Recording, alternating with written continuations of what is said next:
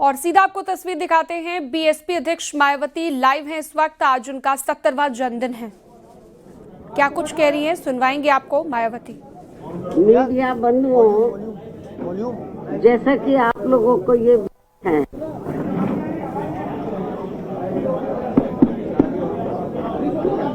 क्यों भाई आवाज आ रही है?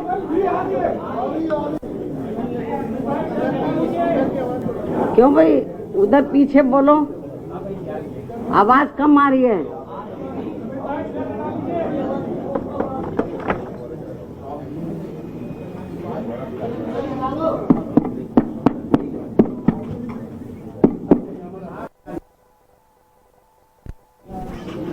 मीडिया बंधुओं, जैसा कि आप लोगों को ये विदित है कि आज मेरा 70वां जन्मदिन है और इस मौके पर सबसे पहले मैं मीडिया बंधुओं व देशवासियों को तथा बीएसपी के सभी छोटे बड़े पदाधिकारियों, कार्यकर्ताओं एवं शुभ चिंतकों आदि को भी नव वर्ष सन 2026 की हार्दिक बधाई एवं शुभकामनाएं देती हूँ। साथ ही साथ ये नव वर्ष इन सभी की जिंदगी में अपार तरक्की व खुशहाली आदि लाए, कुदरत से ये भी कामना करती हूँ। इसके साथ ही अब मैं अपने जन्मदिन के संबंध में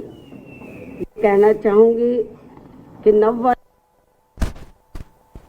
आज के दिन अर्थात दिनांक 15 जनवरी पूरे देश भर में बीएसपी के लोग मेरा जन्मदिन पार्टी व मूवमेंट के हित में इसे जन कल्याणकारी दिवस के रूप में बहुत ही सादगी के साथ मनाते हैं। और इस मौके पर पार्टी के वरिष्ठ लोग खासकर आम जनहित से जुड़ी उन जन कल्याणकारी योजनाओं के बारे में बताते हैं जिन्हें यहाँ यूपी में बीएसपी की 4 बार मेरे नेतृत्व में रही सरकार में शुरू किया गया था तथा उन्हें कांग्रेस, बीजेपी व अन्य विरोधी पार्टियों की सरकारों की तरह अधिकांश सरकारी कागजों में ही दर्ज करा के नहीं छोड़ दिया था, बल्कि जमीनी हकीकत में भी लागू करके दिखाया था, जिनसे फिर यूपी में सर्व समाज में से विशेषकर गरीबों, मजदूरों, बेरोजगारों, किसानों, व्यापारियों, कर्मचारियों, युवाओं, महिलाओं, छात्रों व अन्य मेहनत कश लोगों के साथ साथ यहाँ दलितों, आदिवासियों, पिछड़े वर्गों, मुस्लिम एवं अन्य धार्मिक अल्पसंख्यक समाज के लोगों की भी स्थिति में काफी सुधार आया है। और अब अपने राजनीतिक लाभ के लिए उनमें से कुछ योजनाओं की नकल करके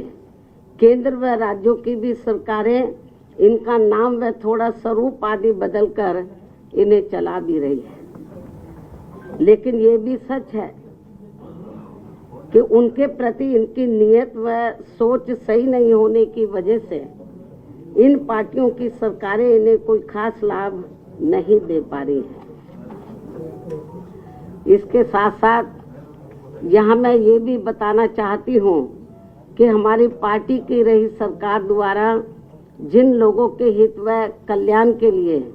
यहाँ असंख्य जन कल्याणकारी योजनाएं शुरू की गई हैं, जिनसे इन्हें काफी लाभ पहुंचा है, उन्हें हमेशा लोगों के दिल व दिमाग में बरकरार बनाए रखने व साथ ही उनमें बीएसपी के प्रति आस्था व निष्ठा आदि बनाए रखने के लिए भी पार्टी व आम जनहित में हर वर्ष की तरह इस वर्ष भी पूरे देश भर में आज मेरा जन्मदिन जन कल्याणकारी दिवस के रूप में मनाया जा रहा है, जिसके लिए मैं पार्टी के सभी लोगों का हार्दिक दिल से आभार प्रकट करती हूँ। साथ ही हमेशा की तरह आज भी मैं अपने जन्मदिन के मौके पर ये बताना जरूरी समझती हूँ कि हमारी पार्टी की रही सरकार ने देश में समय समय पर दलित एवं अन्य उपेक्षित वर्गों में जन्मे हमारे महान संतों, गुरुओं व महापुरुषों में भी खासकर महात्मा ज्योतिराव फूले, श्री छत्रपति शाहू जी महाराज, श्री नारायण गुरु, बाबा साहब डॉक्टर भीमराव अंबेडकर एवं मान्यवर श्री कांशीराम जी आदि को भी विभिन्न स्तर पर पूरा आदर सम्मान दिया है और इनके नाम पर यहाँ अनेकों भव्य व ऐतिहासिक स्थल बनाए गए हैं तथा इनकी विशाल प्रतिमाएं लगाई गई हैं। साथ ही जनहित में अनेकों विशाल पार्क व गार्डन आदि भी बनाए गए हैं। इसके साथ साथ इनके नाम पर अनेकों नए जिले बनाए गए हैं तथा आम जनहित की भी असंख्य योजनाएं शुरू की गई हैं, जिनके अब अपने राजनीतिक स्वार्थ में विरोधी पार्टियों की सरकारें भी नकल कर रही हैं और जिनकी शुरू से ही इनके प्रति सोच व नियत मुंह में राम व बगल में छुरी की तरह ही बनी रही है, जिसमें अभी तक कुछ भी बदलाव नहीं आया है। इतना ही नहीं बल्कि इनके बताए हुए रास्तों पर चलकर ही हमारी पार्टी की रही सरकार ने हर मामले में व हर स्तर पर बहुजन समाज के लोगों को प्राथमिकता देते हुए यहाँ सर्वजन हिताय व सर्वजन सुखाय की नीतियों एवं सिद्धांतों पर आधारित ही सरकार चलाई है। ऐसे सभी संतों, गुरुओं व महापुरुषों को भी आज मैं अपने जन्मदिन के मौके पर पूरे तहे दिल से नमन करती हूँ। जिनके बताए हुए रास्तों पर चलकर ही मैंने देश में यहाँ सदियों से उपेक्षित रहे खासकर दलित एवं अन्य उपेक्षित वर्गों के लोगों को मान सम्मान के साथ अपने पैरों पर खड़े करने के लिए अपनी पूरी जिंदगी भी समर्पित कर दी है। क्यों भाई खांसी बहुत आ रही है, थोड़ा ये माइक भी कम करो, आप थोड़ा सा इधर को हो जाओ और ये दरवाजा खोल दो। मेरे ख्याल सफोकेशन हो रहा है मेरे ख्याल आप लोगों को।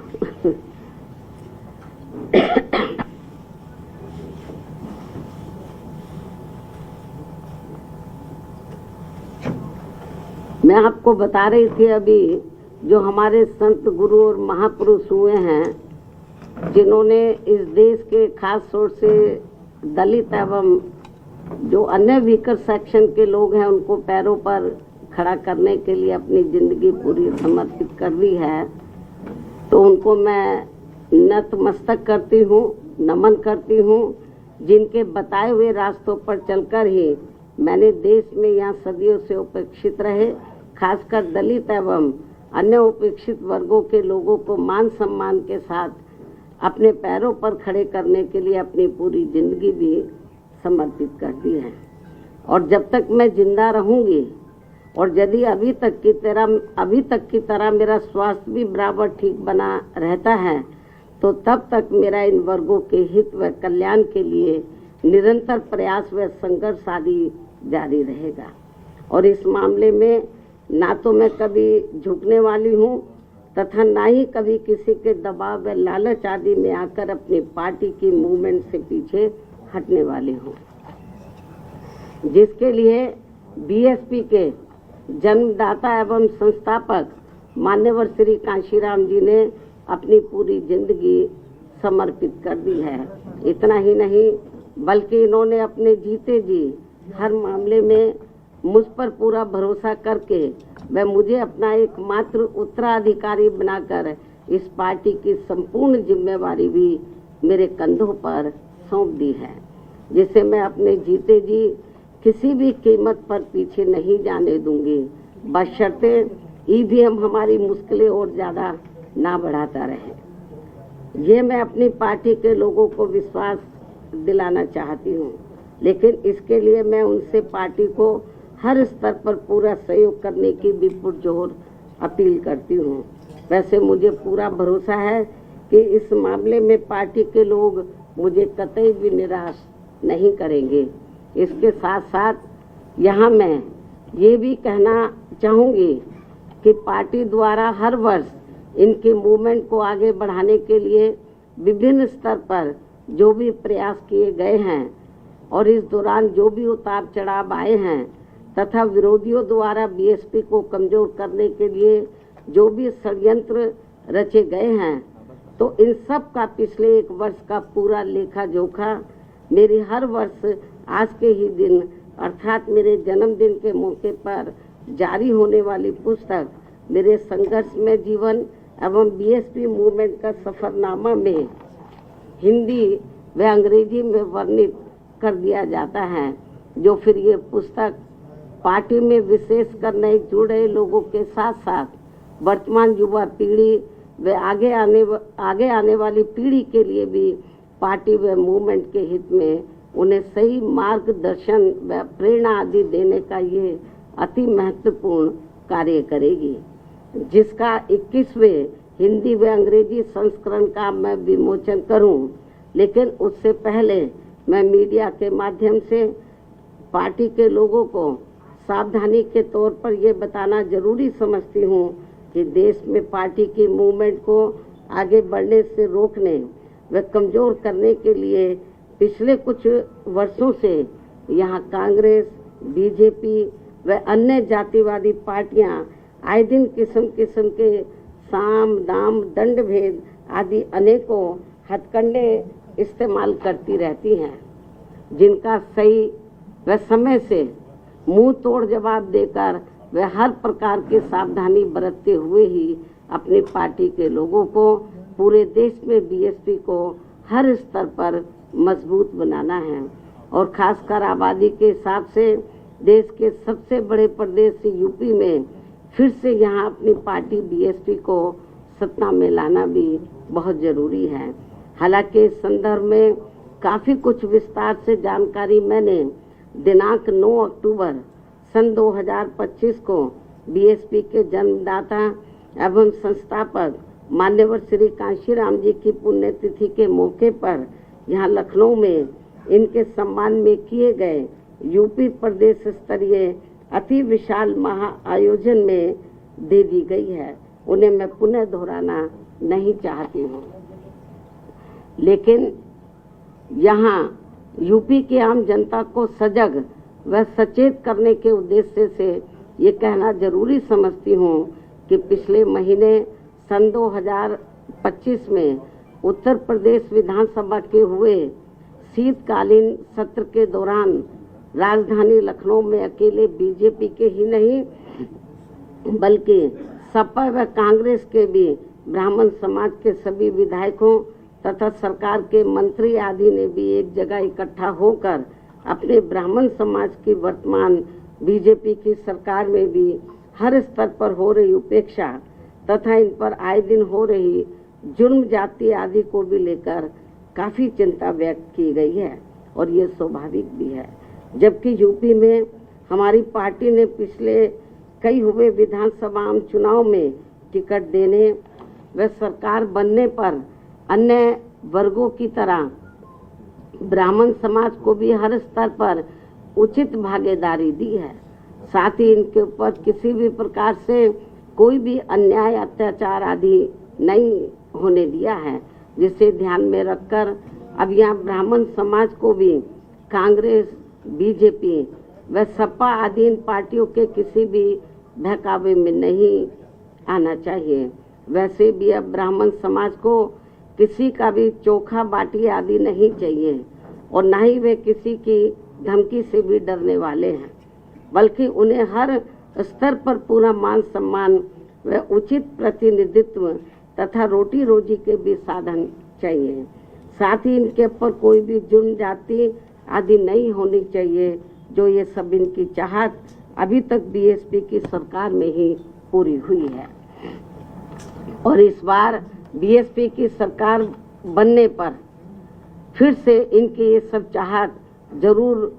पूरी की जाएगी। इनके साथ साथ क्षत्रिय व वैश्य समाज आदि के भी हित व कल्याण का तथा इनकी सुरक्षा आदि का भी हर मामले में पूरा ध्यान रखा गया है और आगे भी रखा जाएगा। वैसे भी हमारी पार्टी की रही सरकार ने हमेशा यहाँ सर्व समाज के हित व कल्याण का हर मामले में वे हर स्तर पर पूरा रखा है। खासकर जाट समाज जो ज़्यादातर खेती किसानी का कार्य करता है, उनकी खेती करने के लिए खाद्य सहित अन्य सभी सुविधाओं की तो काफी बढ़ाकर दाम दिया है। इनकी अन्य फसलों का भी उन्हें उचित दाम दिया है और अब सरकार बनने पर और अब आगे सरकार बनने पर इनका इसी प्रकार आगे भी जरूर पूरा ध्यान रखा जाएगा। इसके साथ साथ जाट समाज के शिक्षित बेरोजगार युवाओं को भी सभी विभागों में व खासकर पुलिस भर्ती में बिना कोई रिश्वत के उन्हें काफी सरकारी नौकरी भी दी है। अन्य वर्गों की तरह इनके ऊपर भी कोई जुल्म जाति आदि नहीं होने दी गई है। राजनीति में भी इनको उचित भागीदारी दी है और अब इनको भी अपने हित व कल्याण में बीएसपी से जुड़कर अपनी पार्टी बीएसपी की ही सरकार बनाना बहुत जरूरी है। इतना ही नहीं बल्कि यहाँ दलितों, पिछड़ों, मुस्लिम व अन्य धार्मिक अल्पसंख्यक समाज के लोगों के हितों का तो बीएसपी की रही सरकार में हर स्तर पर इनका प्राथमिकता के आधार पर विशेष ध्यान रखा गया है और इनके ऊपर कोई भी अन्याय, अत्याचार आदि नहीं होने दिया है। आगे भी इन वर्गों का विशेष ध्यान रखा जाएगा। इसके अलावा हमारी पार्टी की रही सरकार ने किसी के भी मंदिर, मस्जिद व चर्च आदि को भी कोई क्षति नहीं पहुंचने दी है। इस प्रकार से हमारी पार्टी की रही सरकार ने यूपी की आम जनता को हर मामले में व हर स्तर पर काफी बेहतरीन सरकार दी है। हालांकि प्रदेश की आम जनता ने यहाँ कांग्रेस, बीजेपी व सपा आदि का भी शासनकाल देखा है और खासकर सपा के शासनकाल में तो यहाँ अधिकांश गुंडों, बदमाशों, माफियाओं व भ्रष्ट लोगों का ही राज चलता रहा है, जिसमें इनके खुद के समाज को छोड़कर अधिकांश अन्य सभी वर्गों का शोषण होता रहा है। और इस मामले में दलित वर्ग के लोगों का तो इनकी सरकार में सबसे ज्यादा उत्पीड़न हुआ है, जिनके समाज के बीएसपी की प्रमुख नेता को भी सपा से अलग होने पर, जब गठबंधन की सरकार थी तो सपा से अलग होने पर दिनांक 2 जून सन 1995 को यूपी के लखनऊ सरकारी गेस्ट हाउस में मेरे ठहरने के दौरान वहां सरकारी मशीनरी की मदद से सपा के कई हजार गुंडों व बदमाशों आदि ने जो उस दिन मेरे ऊपर जानलेवा हमला करने का पूरा प्रयास किया है, ये सब भी किसी से छिपा नहीं है। इसके अलावा दलित एवं अन्य पिछड़े वर्गों में जन्मे हमारे महान संतों, गुरुओं व महापुरुषों की भी इनकी सरकार में हर स्तर पर काफी उपेक्षा की गई है। संसद में दलितों के पदोन्नति में आरक्षण से संबंधित लाए गए बिल को भी सपा के सांसदों द्वारा फाड़ दिया गया था। मान्यवर श्री कांशीराम जी के देहांत होने पर इनकी सरकार द्वारा इनके सम्मान में एक दिन का भी राजकीय शोक घोषित नहीं किया गया था। पिछड़े वर्गों का भी आरक्षण संबंधी ज्यादातर लाभ इनकी सरकार में केवल इनका खुद का अपना समाज ही उठाता रहा है। मुस्लिम समाज भी ज्यादातर उपेक्षित ही रहा है। यह है इनके पीडीए की असली पहचान। वहीं दूसरी तरफ बीएसपी की रही सरकार में हमने किसी भी वर्ग व धर्म के लोगों के साथ किसी भी मामले में कोई पक्षपात आदि नहीं होने दिया है और हमने पिछड़े वर्गों में इनके खुद के यादव समाज के हितों का भी पूरा ध्यान रखा है, आगे भी रखेंगे। प्रदेश में सभी विरोधी पार्टियों की रही सरकारों की तरह हमने बीएसपी की सरकार में कोई भी दंगा फिसाद आदि नहीं होने दिया है। साथ ही प्रदेश के विकास को भी लेकर हमारी पार्टी की रही सरकार ने अनेकों ऐतिहासिक कार्य किए हैं और इस मामले में ये बात सर्वविदित है कि प्रदेश में बीएसपी की सत्ता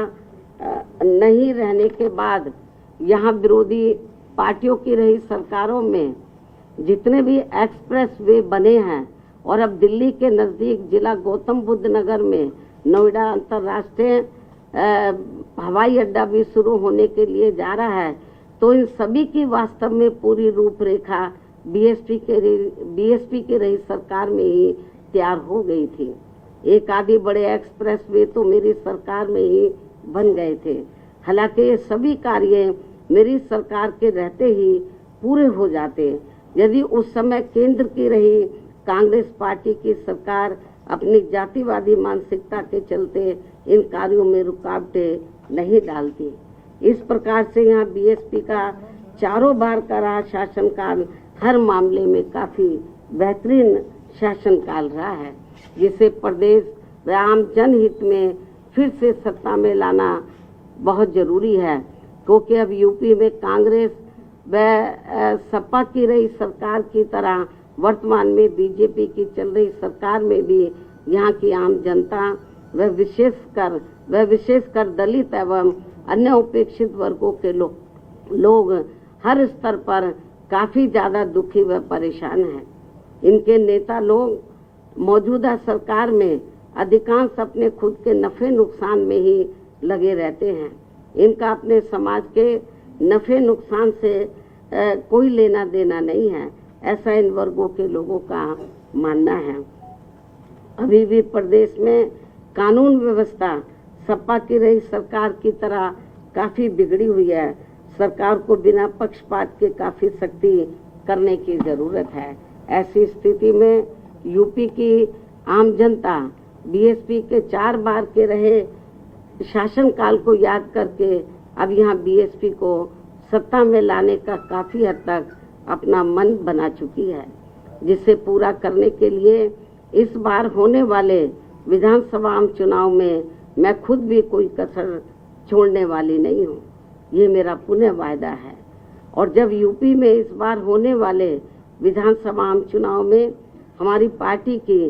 पूर्ण बहुमत की सरकार बन जाती है, जिसकी काफी उम्मीद भी है, तब फिर हमारी पार्टी सन 2007 में पूर्ण बहुमत की बनी सरकार की तरह ही यहाँ हर मामले में व हर स्तर पर सर्वजन हिताय व सर्वजन सुखाय की नीतियों एवं सिद्धांतों पर आधारित ही सरकार चलाएगी। ये भी मैं यूपी की जनता को विश्वास दिलाना चाहती हूँ, जिसकी इस समय यूपी की जनता को व खासकर दलित एवं अन्य उपेक्षित वर्गों के लोगों को तथा विभिन्न क्षेत्रों में कार्यरत दुखी व पीड़ित लोगों को भी काफी जरूरत है। वैसे भी इस समय यहाँ अकेले बहुजन समाज के लोग ही नहीं बल्कि अन्य सभी समाज के लोग भी अपनी विभिन्न समस्याओं को लेकर काफी ज्यादा दुखी व परेशान हैं। यहाँ कानून व्यवस्था भी ठीक नहीं है। ऐसे में अब यहाँ यूपी की आम जनता बीएसपी को ही पुनः सत्ता में लाना चाहती है, किंतु उसके लिए पार्टी को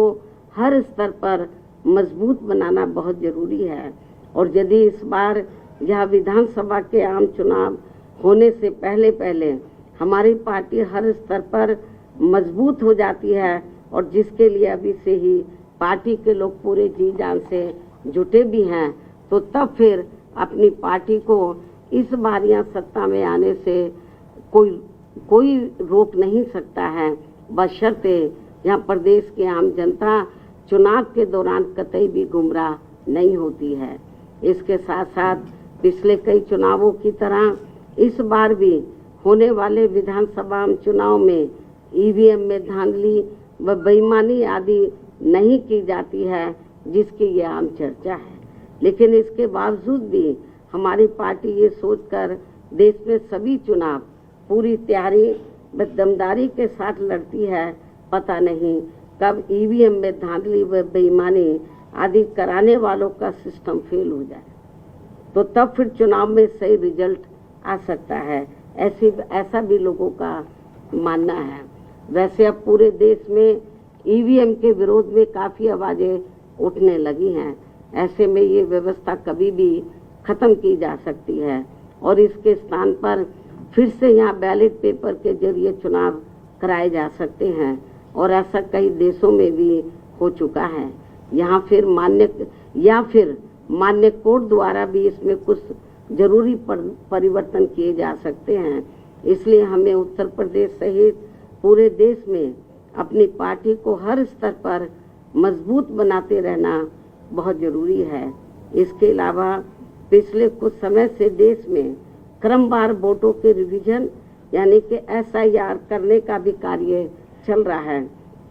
उसमें भी काफ़ी गंभीर शिकायतें चर्चा में हैं, लेकिन फिर भी इस कार्य में अपनी पार्टी के लोगों को काफ़ी सजग रहना है और समय से ये कार्य पूरा भी करना है। इसके साथ ही जहाँ तक गठबंधन करके चुनाव लड़ने का सवाल है,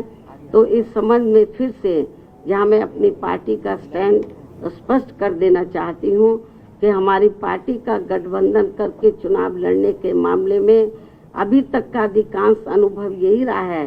कि गठबंधन करके चुनाव लड़ने से हमारी पार्टी को फायदा कम व नुकसान ज़्यादा होता है तथा इससे पार्टी का वोट प्रतिशत भी काफ़ी हद तक कम हो जाता है। जबकि BSP से गठबंधन करके चुनाव लड़ने वाली पार्टी को पूरा फायदा पहुंच जाता है, क्योंकि गठबंधन में BSP का खासकर दलित बेस वोट तो गठबंधन करने वाली पार्टी को पूरा ट्रांसफर हो जाता है, किंतु उनका विशेषकर अपर कास्ट समाज का ज़्यादातर वोट उनकी जातिवादी मानसिकता होने की वजह से BSP के उम्मीदवारों को परिवर्तित नहीं हो पाता है और फिर ये वोट दूसरी पार्टी को ही चला जाता है, जिनका नेतृत्व जातिवादी पार्टियों के हाथों में होता है। यही मुख्य वजह है कि देश में अधिकांश पार्टियां BSP से गठबंधन करके चुनाव लड़ना चाहती हैं, क्योंकि उनको फायदा पहुंचता है। लेकिन गठबंधन करने के मामले में हमें BSP के हित को भी देखना बहुत जरूरी है। ऐसी स्थिति में अब हमारी पार्टी उत्तर प्रदेश सहित पूरे देश में विधानसभा व लोकसभा का भी आम चुनाव अकेले ही लड़ना ज़्यादा बेहतर समझती है और यूपी में जब इस बार चुनाव होगा अकेले ही चुनाव लड़ेगी। कोई गलतफहमी किसी को भी अपने आप में पैदा नहीं करनी चाहिए। इसलिए अब हमारी पार्टी ने उत्तर प्रदेश सहित पूरे देश में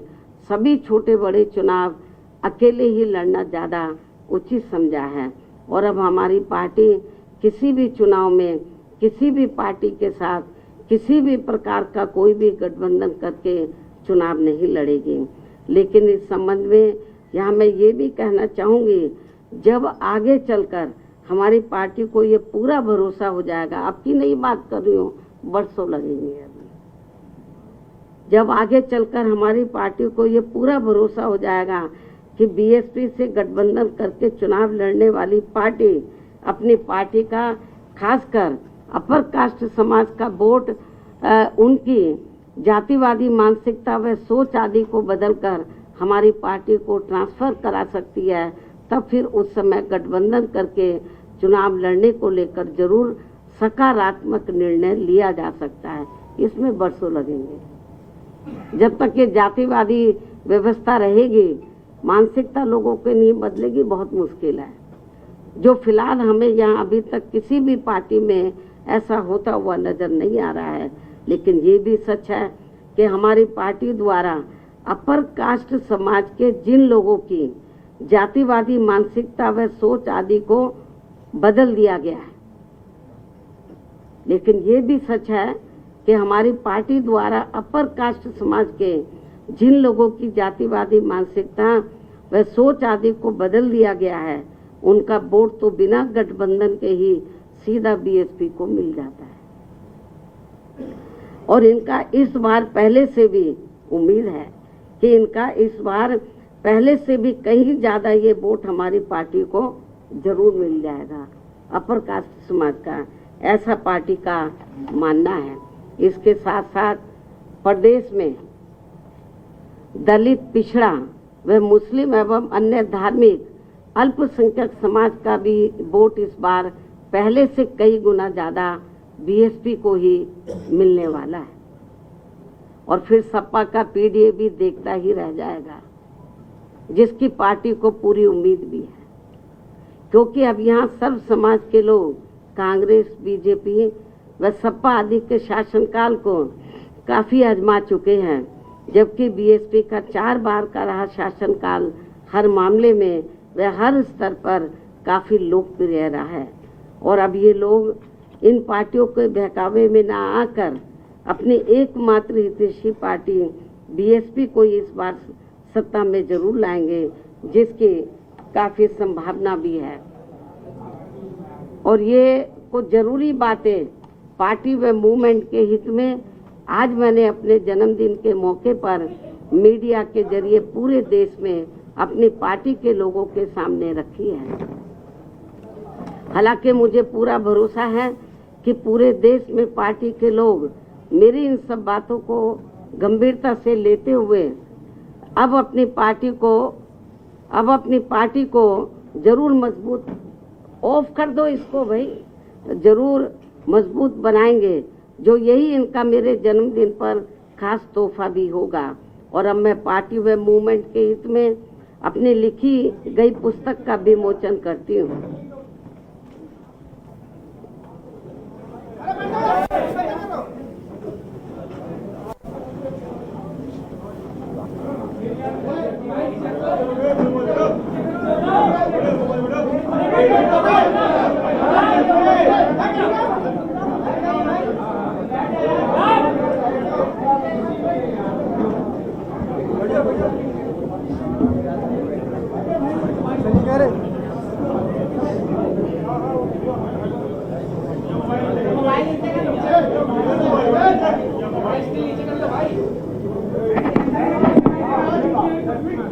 दोनों साथ में दिखा दीजिए,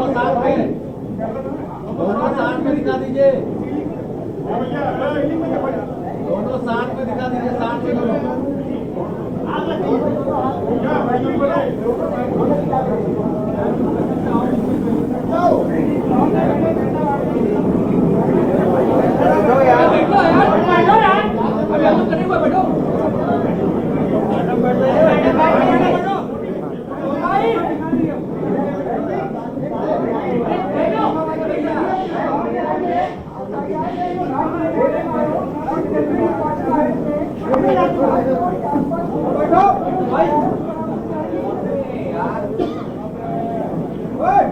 इन्हीं जरूरी व खास बातों के साथ ही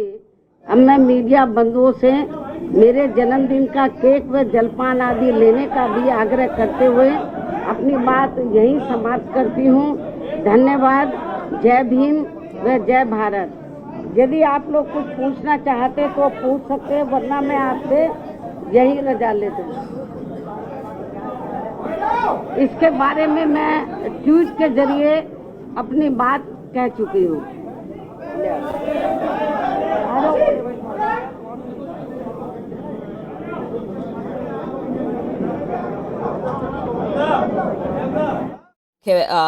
मायावती ने किया है। मायावती ने कहा है कि देखिए वो आगे आने वाले चुनाव को अकेले ही लड़ने वाली हैं। साथ ही उन्होंने कहा कि किस तरह से पार्टी में ब्राह्मणों का सम्मान हुआ और साथ ही साथ